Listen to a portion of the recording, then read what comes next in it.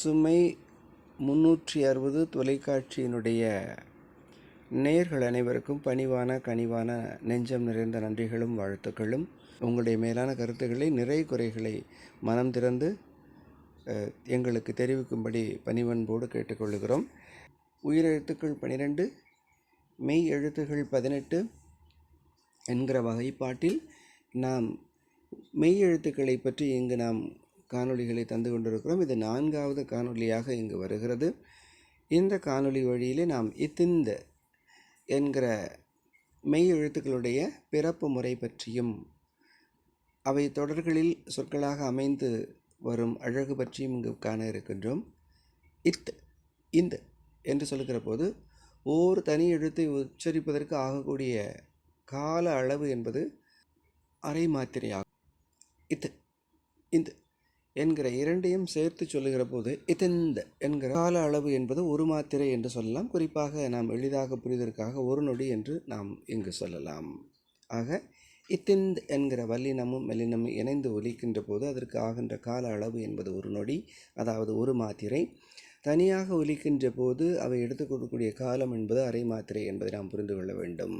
சேயோன் செந்தமிழ் மன்றத்தின் வழியாக நாம் நல்ல தமிழை, அடிப்படை தமிழை அகிலம் முழுக்க வாழக்கூடிய நம்முடைய தமிழர்கள், தமிழ் நெஞ்சங்கள் அறிய தர வேண்டும் என்கிற நோக்கத்தோடு நாம் காணொலிகளை தந்து கொண்டிருக்கிறோம்.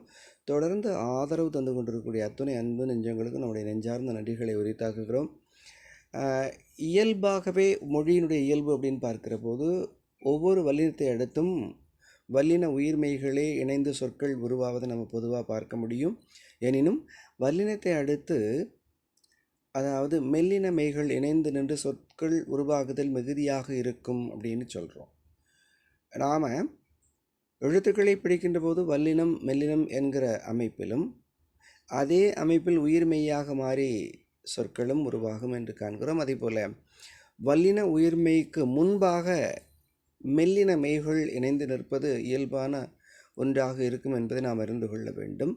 இந்த வல்லினம் மெல்லினம் என்பது மெல்லினம் வல்லினமாக வந்து நின்று சொற்களாக உருவாகிற அழகினை நாம் தெரிந்து கொள்ளுகிற போது, எழுதுகிற போதும் பேசுகிற போதும் மொழியை பயன்படுத்துகிற போதும் பிழையற பயன்படுத்த முடியும், எழுத முடியும். எழுதுகிற அந்த ஆற்றலை நாம் எளிதாக பெற்றுவிட முடியும். இப்போது இது தொடர்களில் வருகிற போது பாருங்கள். கந்தன் தந்தை சந்தனம் வாங்கி வந்தார், சந்தானம் பந்தயத்தில் வந்து சேர்ந்தான், சொந்த பந்தம் இளைப்பார பந்தல் நாட்டினான். நல்லா கவனிங்க. கந்தன் தந்தை சந்தனம் வந்தார், சந்தானம் பந்தயத்தில் வந்து சேர்ந்தான், சொந்த பந்தம் பந்தல். இந்த சொற்களை எல்லாம் உற்று நோக்குங்கள்.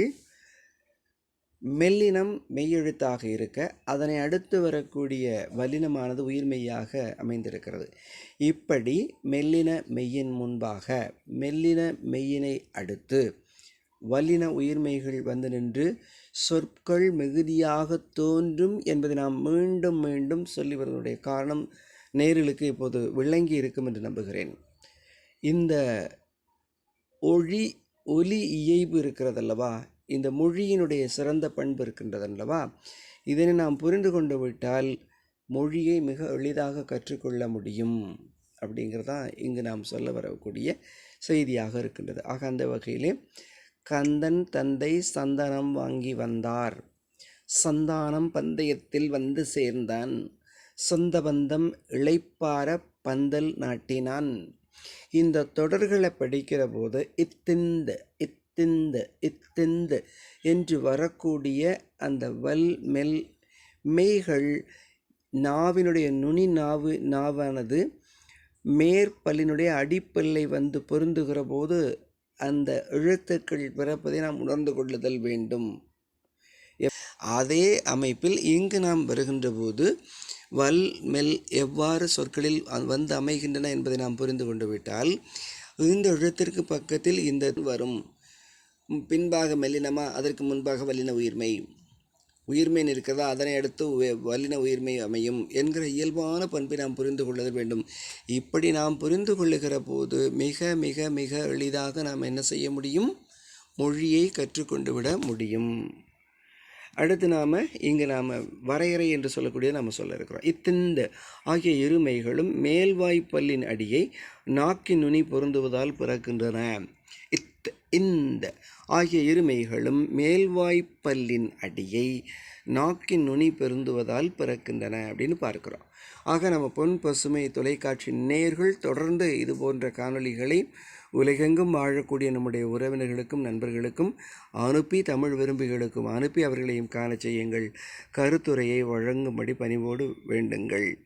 அதே போல் இந்த மெய்யெழுத்துக்கள் கற்றலிலே உயிரும் உடலும் சேர்கிற போதுதான் நமக்கு வாழ்வியல். அதுபோல் உயிரெழுத்தும் மெய்யெழுத்தும் இணைகிற போதுதான் மொழியியல் வளரும், செழிக்கும் அப்படிங்கிறதான் செய்தி. ஆக இந்த எழுத்துக்களை கற்கின்ற போது முறையாகவும் தெளிவாகவும் கற்றுக்கொள்ளுதல் மிக மிக அவசியமாகும். ஆக எழுத்துக்களுடைய பிறப்பு 4வது காணொலியாக இதை நாம் தருகின்றோம். இத்திந்த என்கிற போது நாவின் நுனி என்ன செய்யுது? மேற்பல்லினுடைய அடியினை பொருந்துகிற போது இந்த இந்த என்கிற மெய்கள் தோன்றுகின்றன என்பதை நாம் புரிந்து கொள்ள வேண்டும். ஆக நம்முடைய தமிழ் அன்னையானவள் நமக்கு அள்ள குறையாத அக்ஷய பாத்திரமாக இருக்கிறாள். ஆயிரக்கணக்கான நூல்கள் கிடக்கின்றன. அவற்றையெல்லாம் அறிந்து அவற்றையெல்லாம் புரிந்து கொண்டு நாம் படித்து புரிந்து கொண்டு வாழ்வியலை வெற்றி பெற முடியும். அந்த வாழ்வியல் வெற்றிக்கு தமிழ் அன்னையானவள் துணை செய்வாள். அந்த வெற்றியை அடைவதற்கான அடிக்கல் நாட்டு விழாவைத்தான், அடித்தள வேலையைத்தான் நாம் இப்பொழுது கொஞ்சம் கொஞ்சமாக செய்து வருகிறோம்.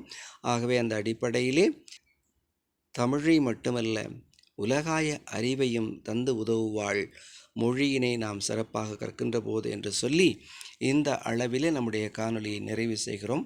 அன்பார்ந்த பொன் பசுமை 360 வாரூர் தொலைக்காட்சி நேயர்களுக்கு பணிவோடு நாம் மீண்டும் வேண்டுவது, காணொலிகளை காணுங்கள், விரும்புங்கள், தொடர் விரும்பிகளாக மாறுங்கள்.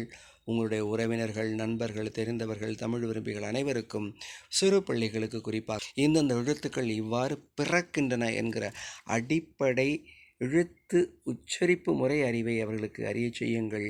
ஆகையினாலே அப்படி செய்வதால் நாமும் தமிழுக்கு தொண்டு செய்தோராக, தமிழ் தொண்டனாக மாற முடியும் என்பதை உணர்ந்து கொள்ளுங்கள்.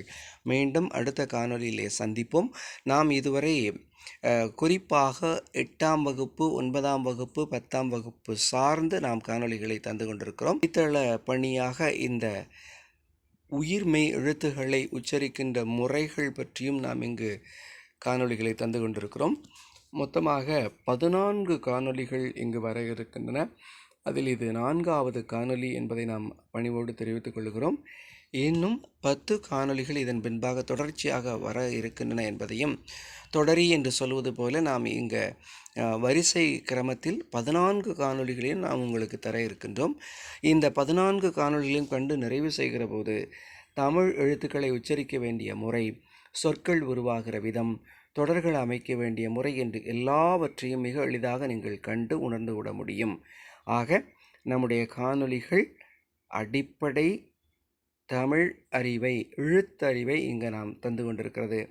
இதை சிறப்பாக முடிக்கின்ற போது நமக்கு தமிழ் மிக எளிதாக கைவரப்பெறும் என்பதாக சொல்லி இத்துடன் நிறைவு செய்கிறோம். நன்றி, வணக்கம்.